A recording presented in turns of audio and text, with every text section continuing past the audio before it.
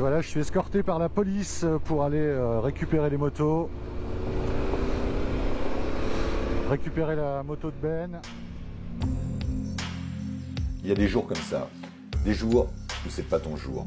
Il a fallu à peine 2 heures de ride sur la section 17 du TET espagnol pour mettre fin au rêve de Benjamin, voir le désert des Bardennes. Un passage difficile, une mauvaise ornière, une World Raid qui te retombe sur la jambe. Triple fracture, tibia péroné, fin de l'histoire. On a rapatrié sa moto au village le plus proche, géré l'assurance, l'assistance, la prise en charge de la bécane. Plus tard dans l'après-midi, on a récupéré quelques affaires de Ben qui ont établi de rendre visite à l'hôpital. Opération, lisse, plaque, plâtre. 3 mois sans poser le pied par terre et avec ça, tous ces projets d'été en famille. Pourtant, tout avait plutôt bien commencé. Allez, je te raconte l'histoire de ce road trip qu'on n'oubliera jamais.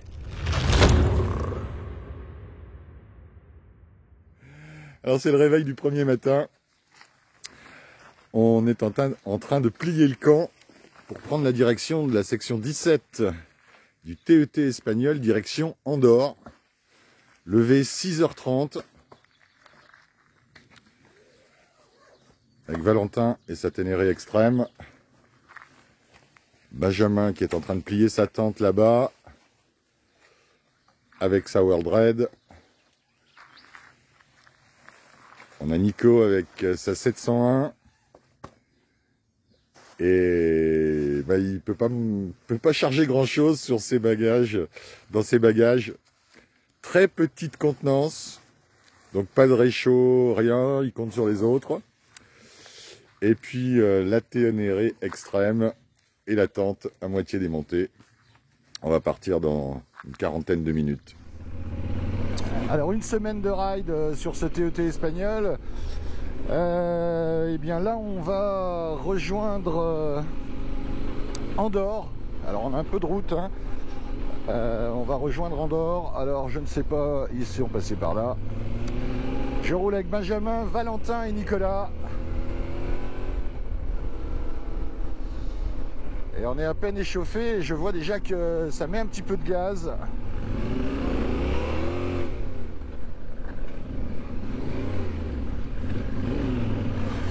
Alors, petite montée un peu caillouteuse.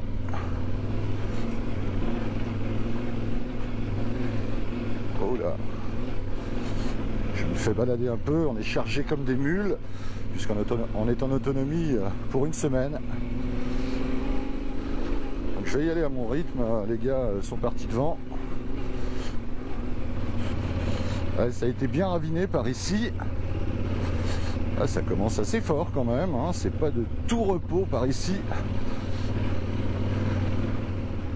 Je crois que la trace jusqu'à Andorre fait 300 bornes. Je sais pas si on aura le temps de faire ça aujourd'hui. Surtout si c'est dans ce genre de conditions. Je suis pas encore totalement chaud. C'est un peu compliqué. Allez. Si ça vous laisse rendre un peu plus roulant, ça m'arrangerait pour l'échauffement du début de matinée. Il est 8h.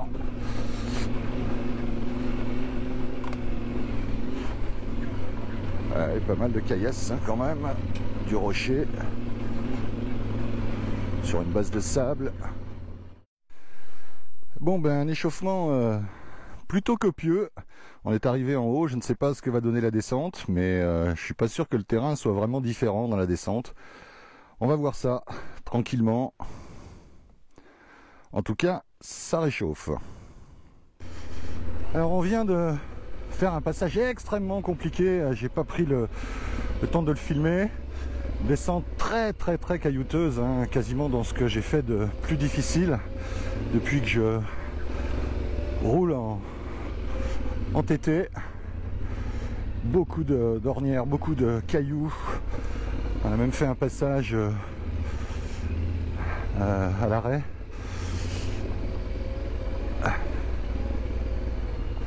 Ça a l'air d'aller un peu mieux, encore que un peu moins de cailloux par ici, mine de rien. Alors bien sûr, tu ne te rends absolument pas compte de la pente, ni vraiment de la difficulté. Mais je peux te dire que ça a transpiré sous les airbags.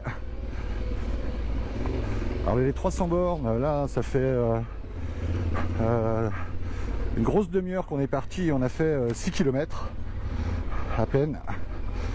Donc autant te dire qu'on n'est pas rendu à Andorre, hein, puisqu'il y a plus de 300 km.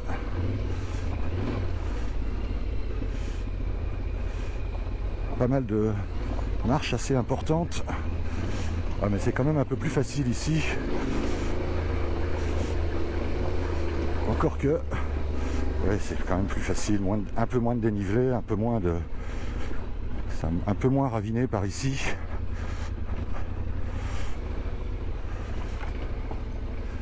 Là, il est 9h et je suis déjà crevé. La journée va être longue, si ça s'améliore pas un peu. Voilà, de nouveau un passage quand même un peu moins compliqué. Enfin, ça demande quand même de la concentration et un petit peu de maîtrise. Je vais me mettre en première pour avoir un peu plus de frein moteur, moins utiliser le frein arrière. Tu prends une branche dans la gueule. On n'est pas encore tout à fait dans la vallée. Ça veut dire que ça va descendre encore un peu. Mais ça a l'air un peu plus calme par ici quand même. Et c'est pas fait pour me déplaire parce que j'en ai vraiment chié.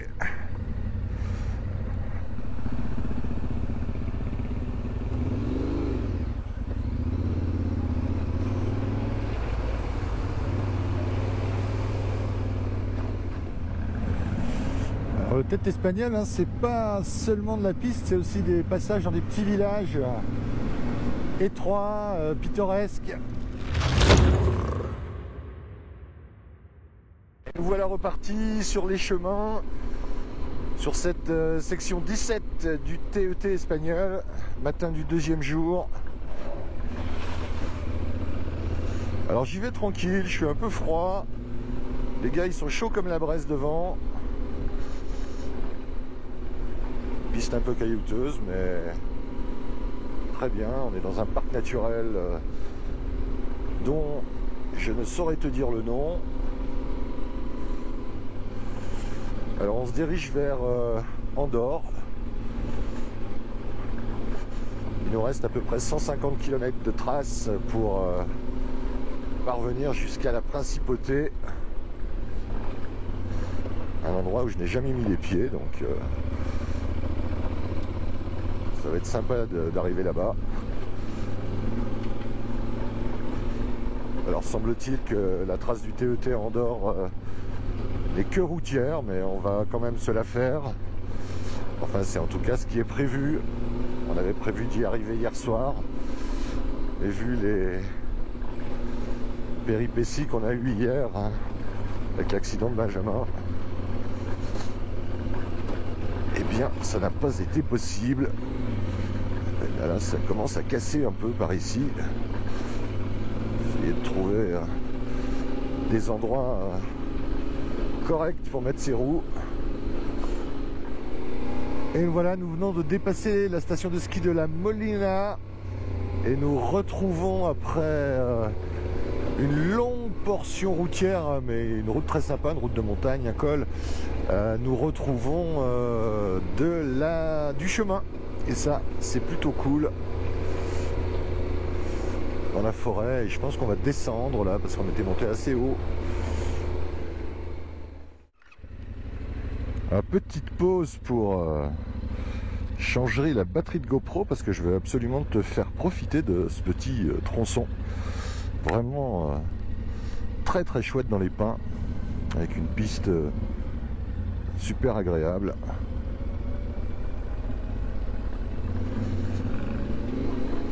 C'est reparti.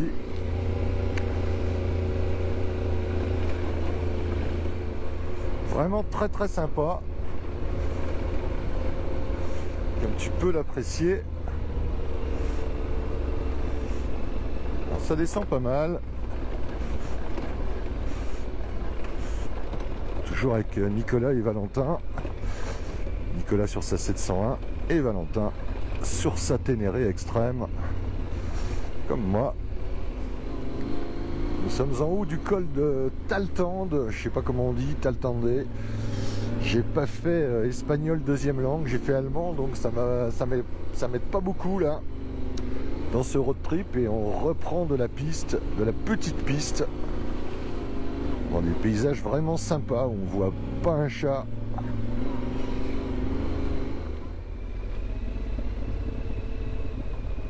Un peu de concentration dans ce petit passage, dans cette petite descente.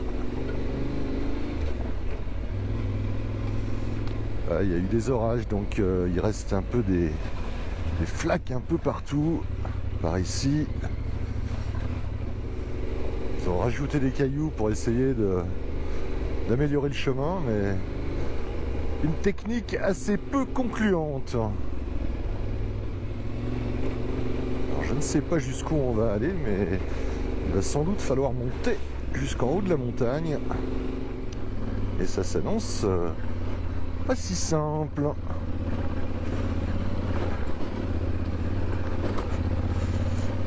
Oh là. Ah. Ah ah ah ah ah. Qu'est-ce qui se passe par là? C'est long? Ouais, on va faire une petite reco, ouais.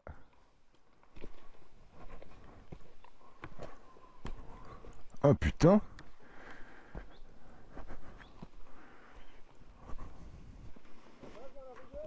Oh là là là là, non, non. Ça continue après toi? Tout comme ça?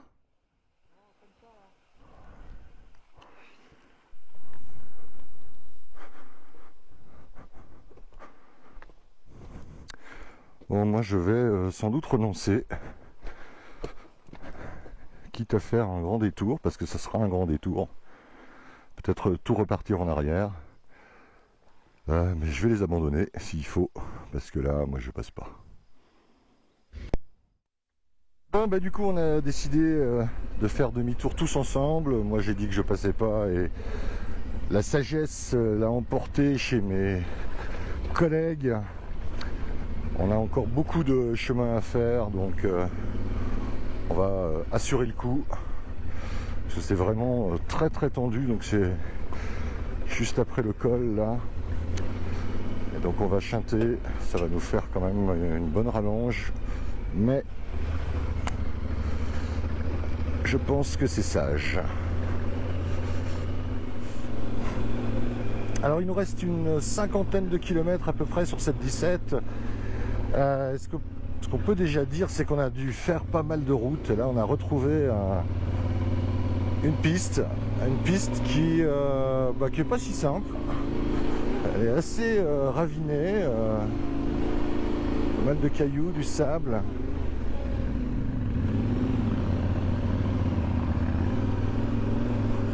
Mais bon, jusque là ça va, je monte à mon rythme. Des cailloux et des épingles.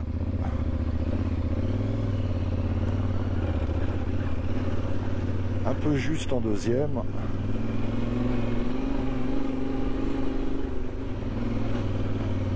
Un peu bousculé tout ça.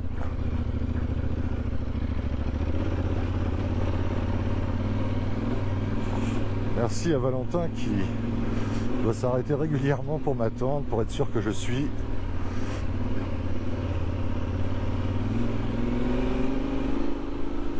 C'est vrai que j'ai un rythme qui est quand même moins important que le leur, surtout là.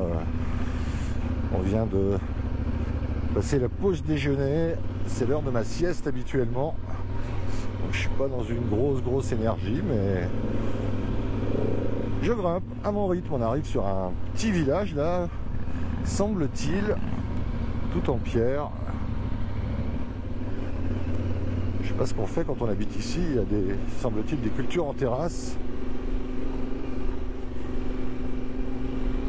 Alors, pas facile de travailler la terre ici, hein, dans ces coins super reculés. Alors il y a des chiens là, ils sont enfermés, et c'est tant mieux parce qu'ils n'ont pas l'air très accueillants.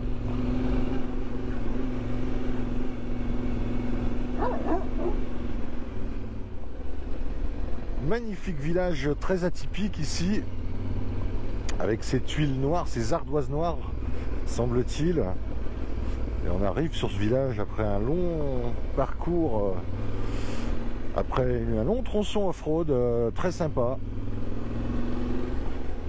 Je crois que tu vois un peu le village entre les arbres.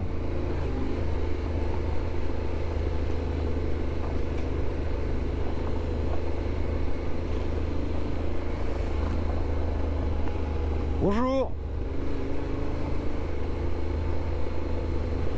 Très bon accueil en Espagne. Aucun problème avec les gens qu'on croise. Vraiment très sympa. D'ailleurs j'ai dit bonjour de façon un peu automatique. Sinon on balance pas mal de hola. Une portion vraiment très sympa avec ces fleurs jaunes dont je connais pas le nom. Je suis pas botaniste, hein, ça c'est sûr. Avec une piste un peu caillouteuse mais vachement sympa. Vraiment au milieu de nulle part dans la montagne.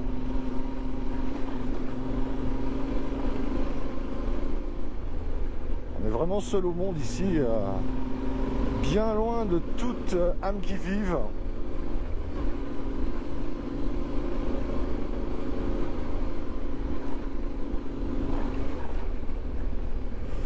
Toujours les copains qui m'attendent parce qu'ils roulent bien plus fort que moi. J'espère que ça va pas finir par les déranger d'avoir quelqu'un qui le traîne un peu comme un boulet. Alors je fais la tortue. On a encore jusqu'à dimanche, on n'est que mardi. Et donc, selon le vieil adage, qui veut aller loin, ménage sa monture et le bonhomme qui est dessus.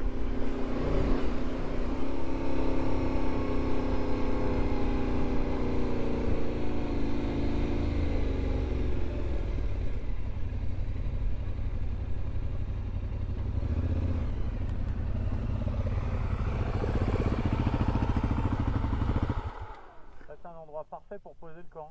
Ah ouais. Purée, carrément. Ah mais faut qu'on continue encore un peu, hein.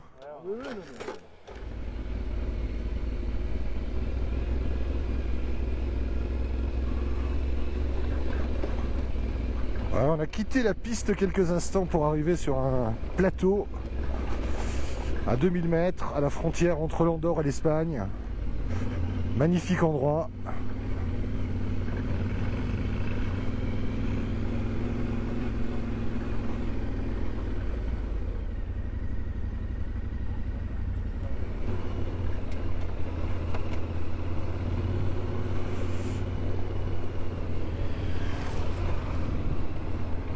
Grosse GS, grosse KTM.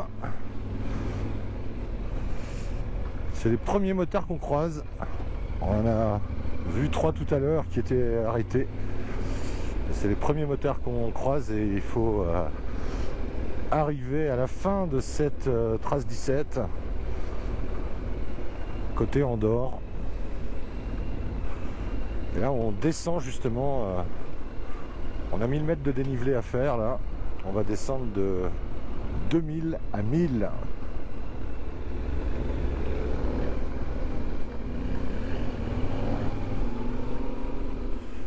Et nous voilà arrivés quasiment au terme de cette section 17. Nous sommes à Andorre. Alors maintenant nous allons nous caler sur la trace Andorre.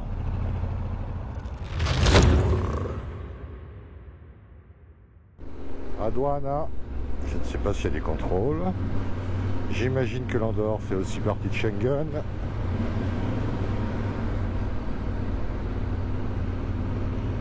Eh oui, il y a du monde qui contrôle. Il faut dire qu'ils ont un régime fiscal particulièrement arrangeant d'un point de vue de tout ce qui est cher ailleurs, clope, tabac et compagnie. Ah, nous voilà vraiment à l'entrée d'Andorre avec visiblement la douane. Donc là-bas c'était les Espagnols qui contrôlaient, j'imagine, les quantités de marchandises qui étaient dans les voitures, car ça doit être limité bien sûr pour éviter trop de contrebande. Merci chère madame. Merci monsieur. Et nous voilà donc officiellement à Andorre. Principauté d'Andorre, Andorra. Alors je ne sais pas où est passé notre ami Nicolas, il est là-bas. Et voilà à quoi ressemble la trace d'Andorre. Donc je t'arrête tout de suite. C'est pas un but en soi, sauf si t'es un gros rouleur, gros fumeur ou gros buveur. Mais en termes de tout terrain, eh bien, on n'est pas tout à fait au niveau. Bon, et pour l'instant, ça n'a en plus aucun charme. Alors on verra un petit peu plus tard Andorre-la-Ville, Andorre-la-Vieille, je sais pas comment on dit. Alors il y a quand même un petit bout de chemin sur le tête Andorre, 35 km, et là il nous reste 12 km, et vous voyez, comme tu peux le voir, ils nous font passer par un petit chemin. Alors on ne sait pas comment ça va, quel config ça a.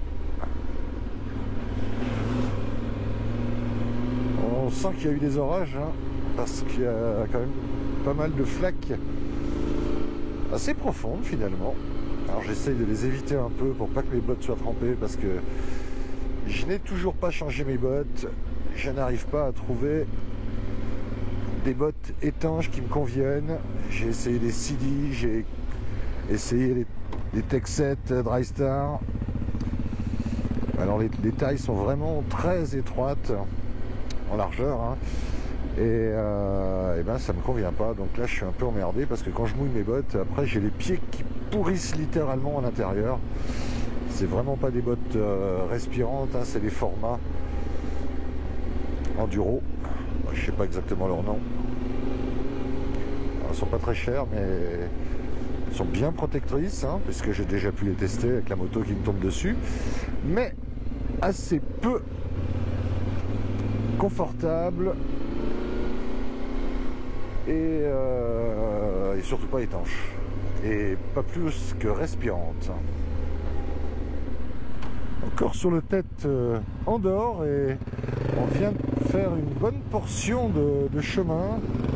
Alors bien sûr au moment où j'allume la caméra, on retourne sur la route, mais bon, on a eu, je sais pas, peut-être 3 km finalement assez sympa, et on retourne sur la route.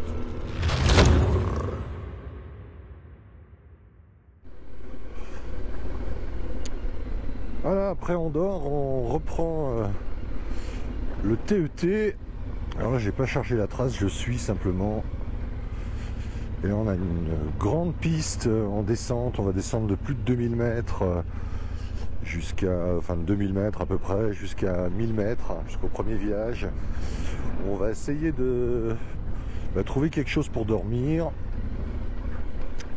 Alors ce sera soit un camping, soit éventuellement un bivouac. On va voir tout ça tranquillement. C'est vrai que il est 17h10 et la journée a commencé à 8h, et ça commence à me faire beaucoup. Et en plus c'est de la descente qui n'est pas totalement de tout repos, où il faut rester bien concentré quand même. Pas mal de caillasses, et puis un pic assez vertigineux sur la droite.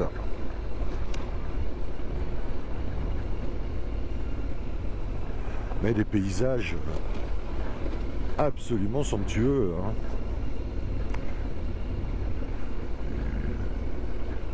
C'était ma première fois dans les Pyrénées, dans ce secteur. Première fois à moto en plus, bien sûr. Et ben, je peux te dire que ça vaut la peine. Tu as des bonnes portions off-road. Il semblerait qu'on ait à peu près 20 km de portions off-road, un peu de Setakabi. On va voir ce que ça dit. De toute façon, bah, j'y vais tranquille. Quelques ornières, des chemins forestiers. Je passe sur le dessus de l'ornière. Je ne sais pas si c'est la meilleure idée, mais ça passe. Alors, je ne vais pas trop me tourner pour pas rater la pierre.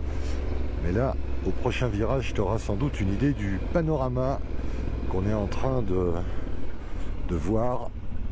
Regarde-moi ça. Absolument grandiose, hein. Encore une fois, on est au milieu de nulle part ici. C'est assez fou. Regarde là-bas en bas. Donc, ce rocher là qui surplombe et cette pelouse. Je sais pas si tu as pu voir.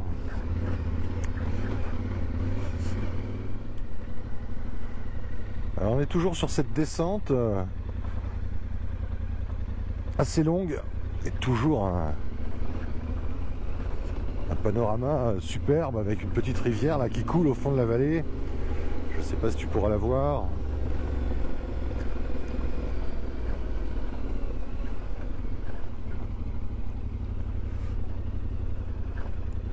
Et toujours pas mal de caillasses. Donc toujours avec une grande attention. Je pense que tu peux apercevoir la rivière là au loin, au fond, à droite, qui serpente vraiment tout au fond de cette vallée. Vraiment superbe.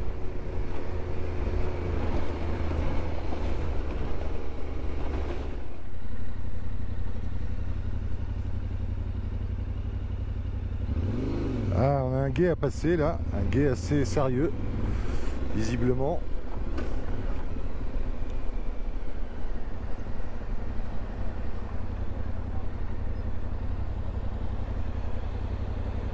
Quel est le problème? Sympa, c'est juste trop beau. Ah oui, ça pourrait être beau, c'est beau, hein.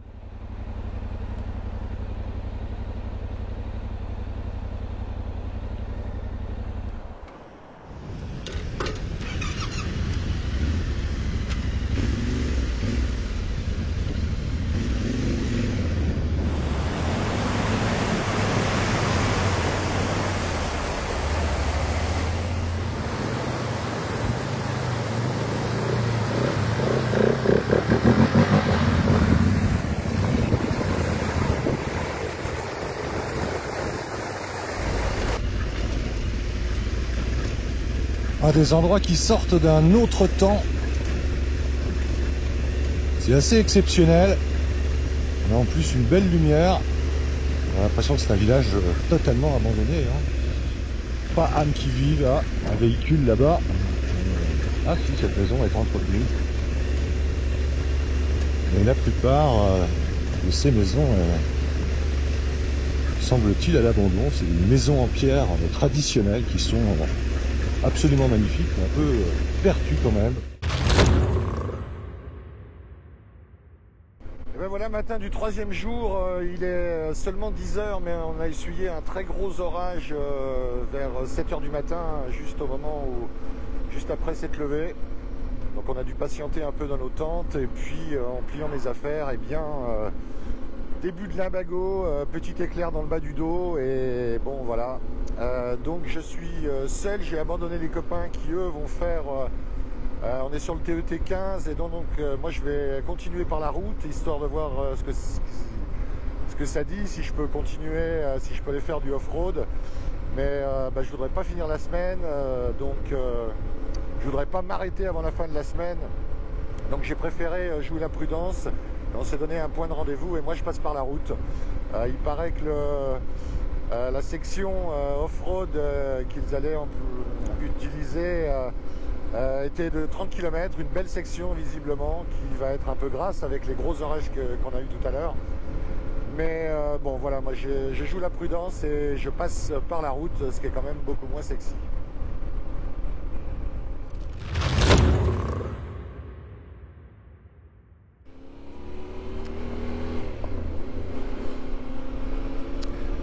Alors après 1 jour et demi de pause me concernant pour cause de mal de dos, on est de retour sur les pistes.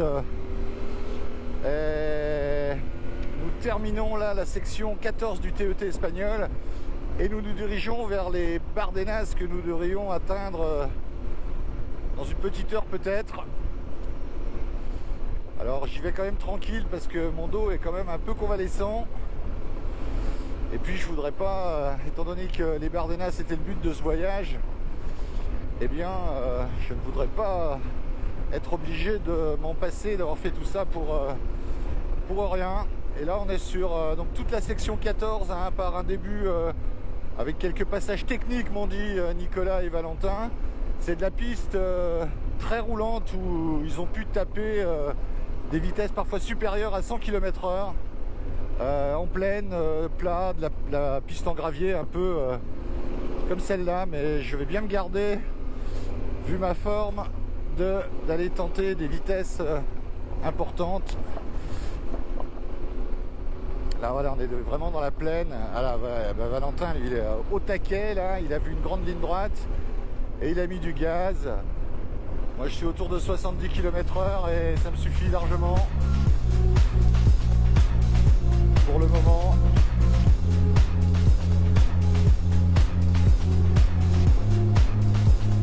Allez, on va en mettre un petit peu plus. 75. Et ça ira.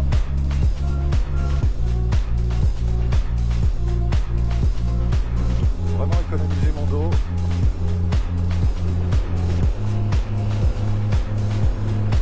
Bon, bah, je vais pas le résister bien longtemps. Je suis à 85. C'est vraiment rapide comme piste, hein. Je pense qu'on peut prendre des vitesses assez vertigineuses hein, quand on a le niveau pour ça et le cœur bien accroché. Ok, ouais, Valentin attend, c'est bien. Mais j'ai la piste maintenant qui s'affiche sur mon Shiji.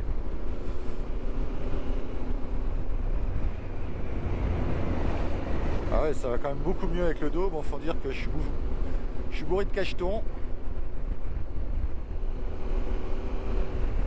Je garde de la distance, hein. Bon, bah, de toute façon je peux pas le suivre, mais il y a énormément de poussière.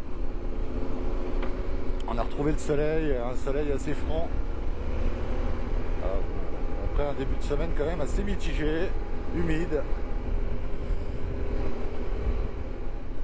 J'aimerais pas tomber nez à nez avec un tracteur, je vais me mettre quand même un peu à droite. Parce que cette plaine est vraiment très agricole. On voit d'ailleurs du fourrage là qui est entassé sur la droite.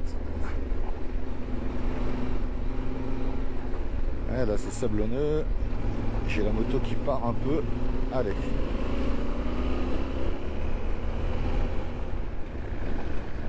Descente assez caillouteuse. Bon, c'est du petit caillou, ça roule pas trop. Rien de dramatique. Mais il convient d'être quand même un peu attentif. Là j'ai eu une petite alerte avec la roue avant qui est partie sur un caillou. Là c'est du sable on dirait.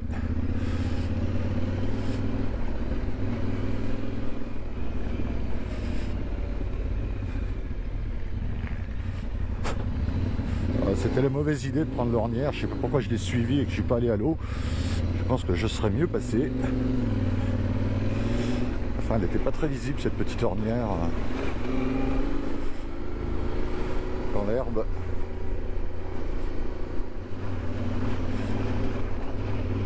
Ça, c'est les résidus des orages des derniers jours. Il y a de la bonne flaque.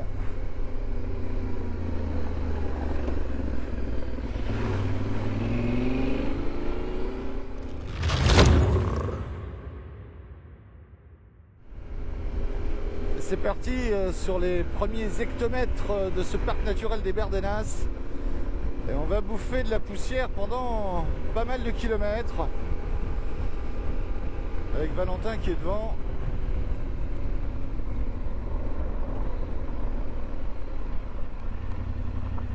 Et voilà, parc naturel des... Ouais. Allez, on va faire une photo avec les motos, absolument.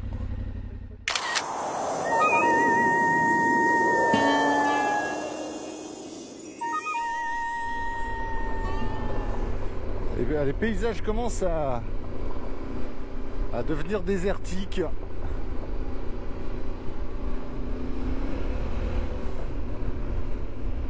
Avec des petites, comment les appeler, collines, qui pourraient parfois faire un peu penser à l'ouest américain, même si c'est pas tout à fait les mêmes couleurs. Attention quand même dans les virages.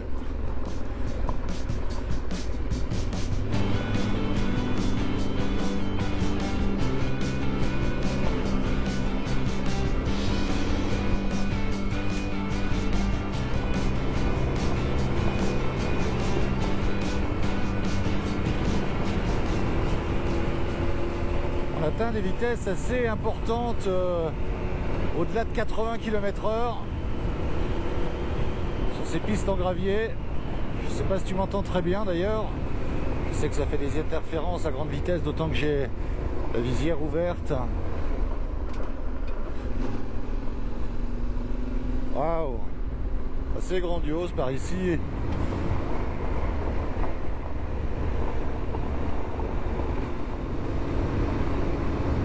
Alors la piste ne présente pas de difficulté particulière, hein. On est sur une base assez dure, recouverte par un gravier assez fin, quelques petites pierres à droite à gauche. Mais vraiment, on peut y venir en voiture de tourisme sans aucun problème. C'est dire si nos trails sont capables d'avaler ce genre de piste et même à des vitesses assez élevées. Si tu es plus compétent que moi, tu vas pouvoir prendre vraiment des vitesses très importantes. Mais bon, gardons aussi le plaisir de la balade et d'une certaine contemplation de cette nature qui vaut vraiment la peine. Vraiment un endroit assez fabuleux.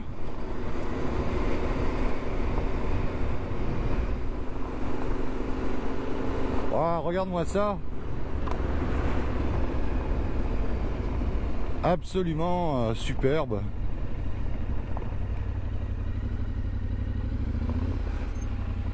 C'est joli, hein? Ouais, c'est le moins qu'on puisse dire que c'est joli, hein.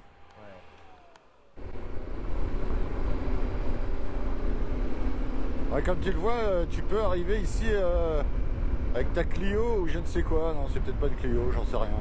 Moi, si, c'est une Clio. Je suis pas un grand spécialiste des Renault. Waouh.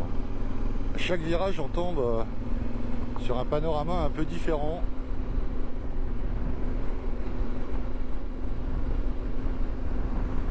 Bonjour. Alors, j'aimerais avoir une grande ligne droite pour pouvoir filmer Nicolas et Valentin.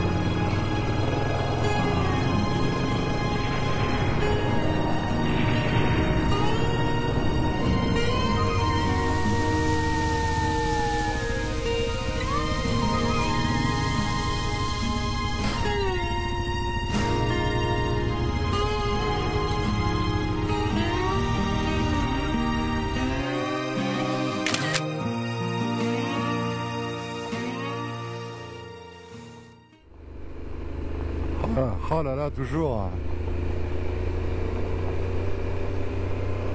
un coin assez incroyable.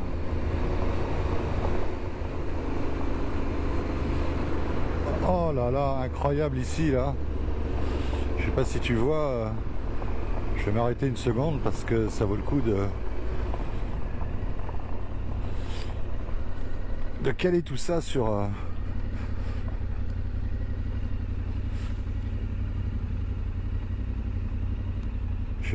je te fais un petit panneau.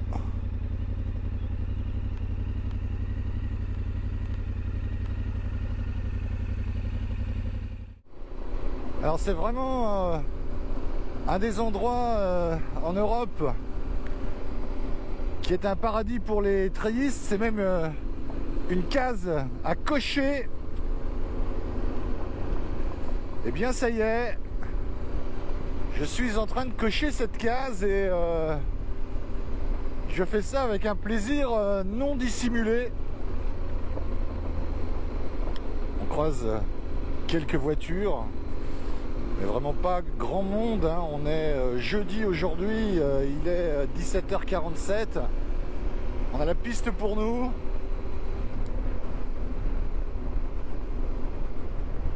Donc je suis très heureux d'avoir coché cette case et je ne saurais que t'encourager à venir aussi, toi, au Bar des Nasses.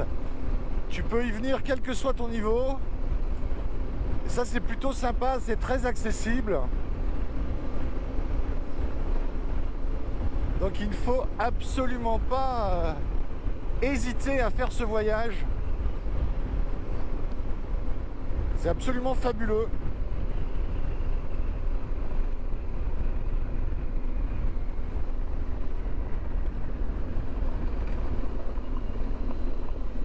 Et faire ça en groupe avec les copains, c'est encore mieux. Une pensée d'ailleurs pour Benjamin qui aurait dû être là avec nous, mais qui est sur son lit d'hôpital. Et vraiment, Ben, on pense vraiment très fort à toi pour cet objectif qui était le nôtre sur ce road trip, les Bars des Nasses. Voilà, donc un petit peu de tristesse de ne pas être avec toi, mais écoute, j'espère revenir avec toi. C'est vraiment une expérience sympa.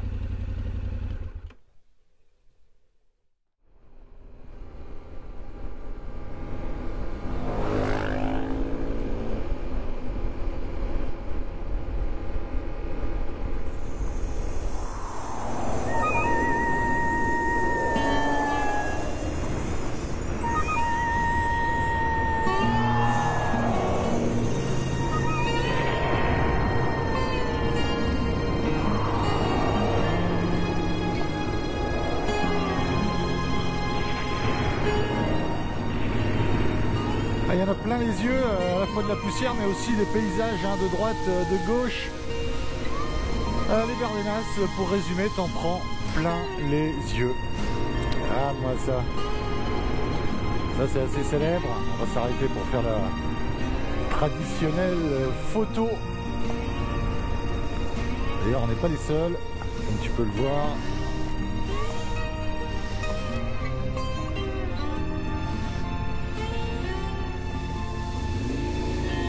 Alors, on reste à essayer de trouver le meilleur angle.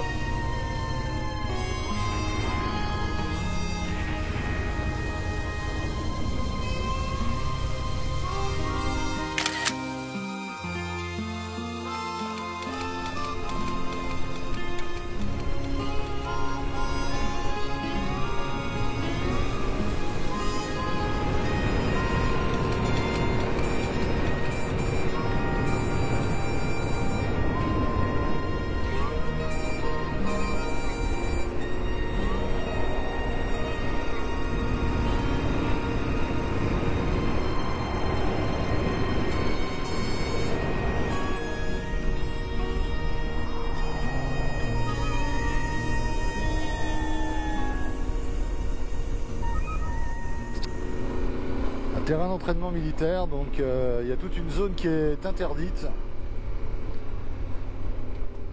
Et notamment toute cette colline aussi. On n'a pas le droit de pénétrer dans cette zone. Regardez cette plaine exceptionnelle. Et voilà, quand tu passes en haut d'une butte, un nouveau paysage se dessine devant toi. Toujours assez exceptionnel. Alors ça me fait penser à un voyage, j'étais il y a 2 semaines en arrière, j'étais en Namibie. Et par certains côtés, dans certains endroits, eh bien j'ai un peu la même sensation. On a fait 3300 km, essentiellement avec 80% de piste. Bon, j'étais en 4x4 et non pas à moto. un certain nombre de paysages pouvaient ressembler à ce qu'on voit ici. Et le parallèle est assez frappant.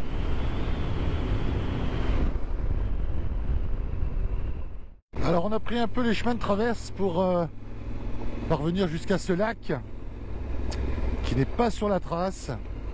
Je vous laisse regarder sur la carte et vous le trouverez, hein, les chemins ne sont pas interdits. Il y a des moutons ici en parc et nous allons sans doute trouver un endroit pour le bivouac par ici. C'est absolument superbe, le lac dans le désert, c'est presque l'oasis. Qu'est-ce que c'est beau! Bon, il est bientôt 19 h, il va falloir qu'on trouve un coin de bivouac, mais là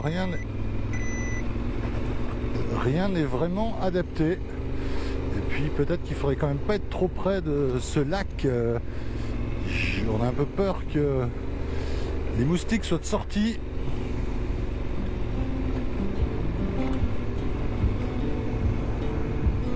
Regarde-moi ça, on est en plein cœur du désert des Bardenas et on a un spot ici absolument dingue. Et voilà notre petit coin de bivouac pour ce soir. On est au coucher du soleil, on a fait le feu, on va bientôt faire chauffer de l'eau. Valentin et Nicolas se sont éloignés de ma tente, histoire de pouvoir dormir tranquille. Regardez ces couleurs.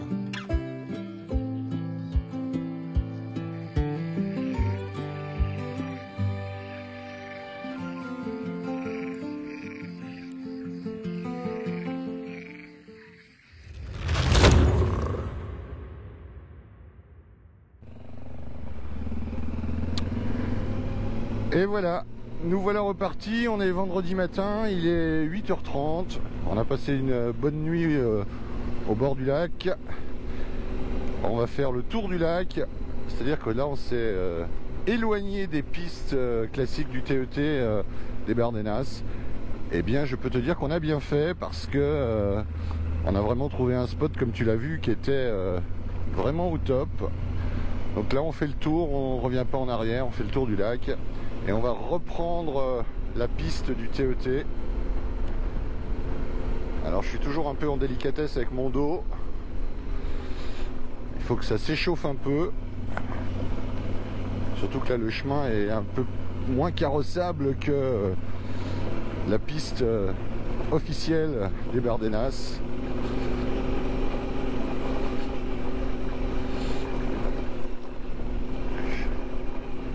Je suis d'ailleurs un peu lent dans ce passage assez caillouteux. Après quelques kilomètres, nous voici de retour sur la piste du TET Bardenas. Et alors je ne sais pas, mais bon, les paysages sont moins atypiques que ce qu'on a pu voir hier. Mais bon, la piste est toujours à peu près semblable à ce qu'on a vu hier, donc un peu de gravier, de la poussière, des cailloux bien ancrés, mais une piste rapide. D'ailleurs Nicolas et Valentin sont déjà un peu partis devant, ils sont chauds.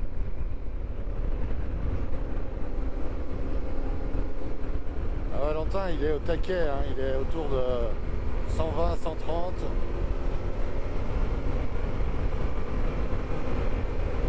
Voilà, on est au-delà de 100. Ah, on retrouve des paysages assez incroyables. Une espèce d'argile, de calcaire, je sais pas trop. Waouh, qu'est-ce que c'est chouette. Avec une piste... encore une fois là, vraiment ouverte à tout le monde, hein, elle est très facile, c'est une petite route qu'on pourrait comparer à une route de montagne mais en piste. Alors c'est assez sympa. Là, on est vraiment, tu Je vais faire du mode rando, même en scrambler ou avec des... voire même en moto de route. Hein.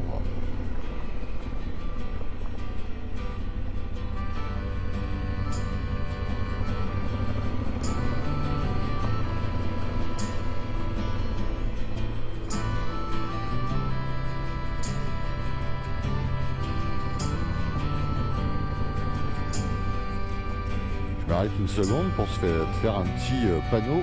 Regarde.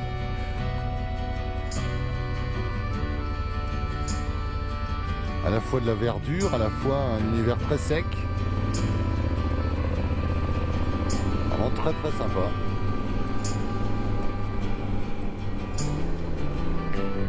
On se rapproche tranquillement du sommet. Puisque quand on voit des éoliennes, c'est qu'on arrive généralement sur les crêtes.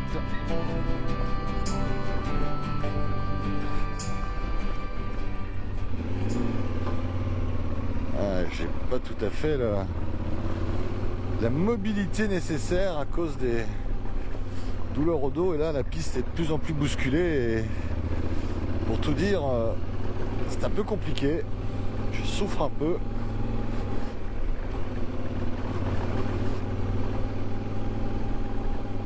Et on va faire en sorte de finir cette trace.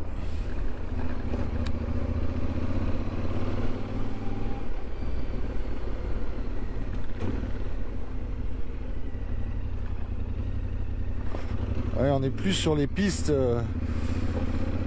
Il y a à peine une heure, on roulait à 100 km/h sur les pistes. On a des pointes à 100 km/h et là, c'est plus tout à fait la même musique.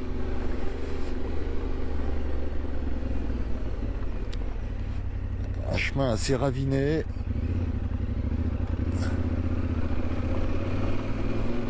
Ah, qui me démonte le dos. Mais bon, allez, il faut y aller.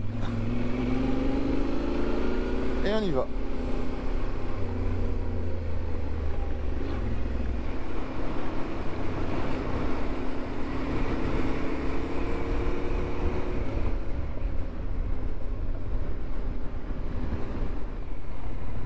Je suis pas étonné que Nicolas fasse une petite pause pour admirer cette plaine extraordinaire.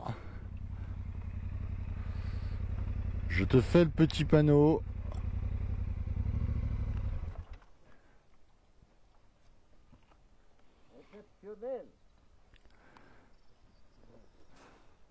On a retrouvé une portion un peu plus rapide et là, de nouveau, c'est de la petite route de montagne en gravier, donc méfiate un peu dans les virages.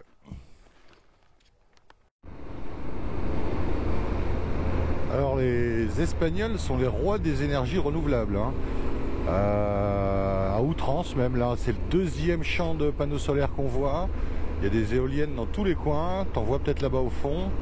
Et puis ils font pas semblant quand ils mettent des éoliennes, hein.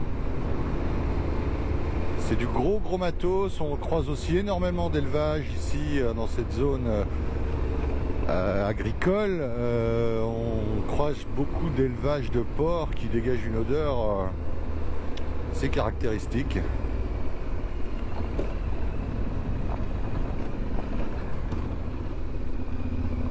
Regarde-moi ça, tu as des éoliennes à perte de vue. Il y en a dans mon dos, il y en a devant. C'est assez spectaculaire, on en pense ce qu'on veut. En termes de paysage, c'est quand même pas complètement heureux, quoi. En plus tout est à l'arrêt. Pas de vent aujourd'hui.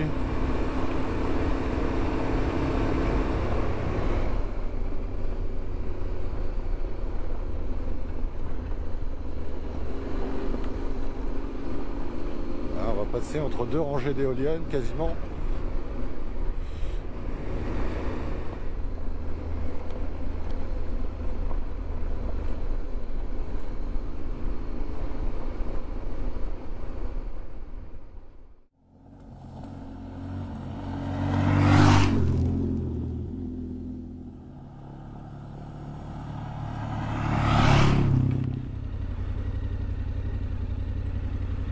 Bon, du coup on y va tranquille.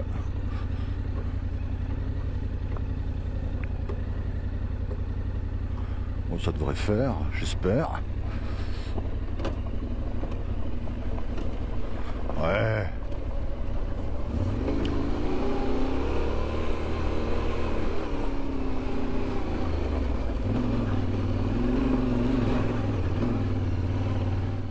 Voilà, il nous reste une soixantaine de kilomètres sur cette section 13. Et comme tu le vois, cette portion est nettement moins roulante. On a dû faire face à quelques petits passages un petit peu techniques. Bon, ça s'est plutôt bien passé, mais il y avait beaucoup de pierres qui roulaient, des montées assez raides. C'était un vrai parc d'attractions où on est passé là. Donc il a fallu se concentrer un petit peu. C'était un roller coaster et là on arrive et on retrouve le flanc des Bardenas avec un paysage assez incroyable encore une fois qui peut faire nettement penser au Grand Canyon dans l'Ouest américain. Voilà, on va retrouver là visiblement une piste un peu plus roulante où on va encore taper un peu de la moyenne. Il nous reste, comme je te le disais, 60 bornes et on a faim. Il est midi 20. Alors on y va. Alors encore une nouvelle atmosphère là dans des herbes hautes.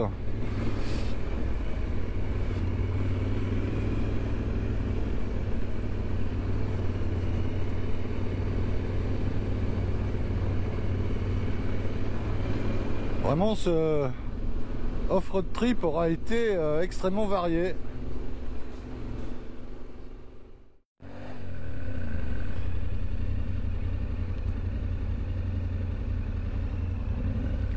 J'arrive.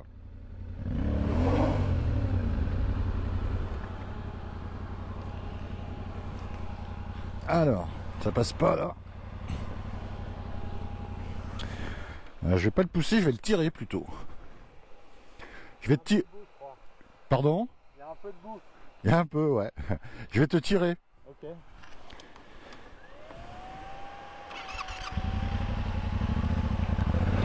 Ah ouais, putain. Alors, faut pas passer au même endroit. Je vais passer là. On va voir ce que ça dit.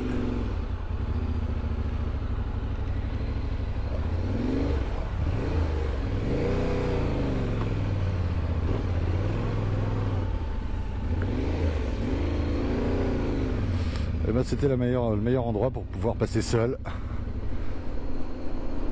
Ah, c'est quand même une super boucle. Enfin, pas vraiment une boucle, mais un tour.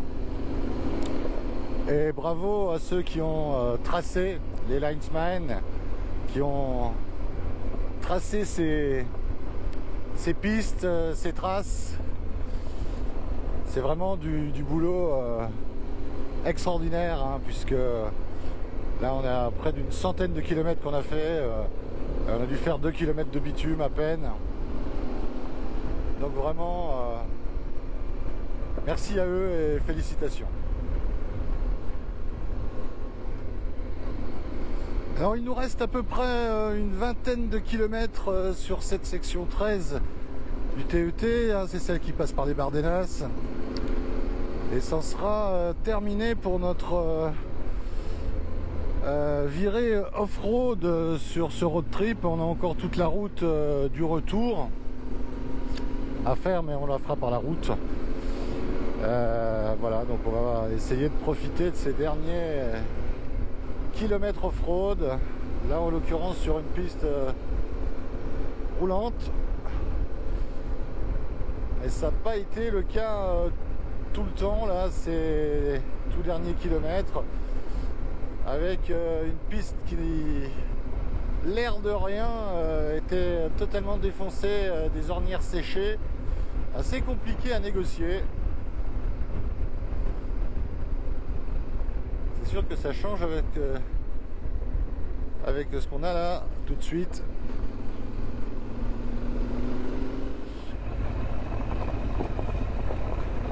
Pas très facile cette descente avec beaucoup de cailloux, une bonne épaisseur de cailloux qui roulent. Ça va peut-être un peu mieux là. La moto a tendance à partir un peu dans tous les sens. Et je m'arrête parce que Nicolas, il a perdu un peu le fil là. Je vais le laisser passer un peu devant.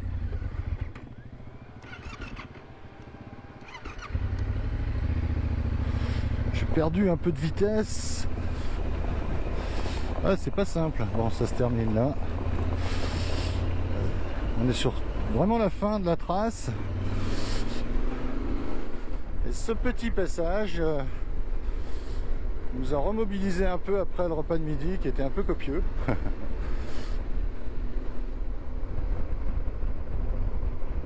Une immense ligne droite mais avec un revêtement un peu épais, donc une moto qui part un peu dans tous les sens. C'est pour ça qu'on prend pas le gaz qu'on avait pris un peu plus tôt sur ce genre de ligne droite.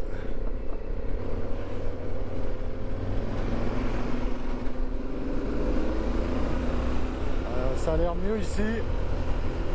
Et ça va être la même chose jusqu'à la fin de cette trace numéro 13.